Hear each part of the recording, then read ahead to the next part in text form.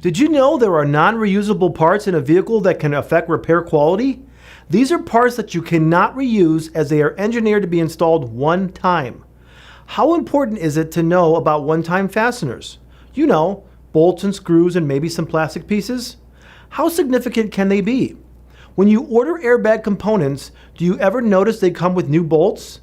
The importance of knowing that the bolts are one-time use and torqued to specification is fairly obvious when they're for airbags. The importance of airbag components has been stressed for years. What about clips on interior A-pillar moldings? Those top clips that have the strap that allow for the side impact airbag to deploy but not push the molding into the face of the occupant, preventing serious injuries. Now you see the significance of replacing those clips. The same argument can be used on interior door panels. Those different color clips represent different shear strengths to hold panels in side impact crashes. Their location is significant, and the vehicle has been crash tested to prove that this is effective. Know what these one-time use parts are by referencing service manuals.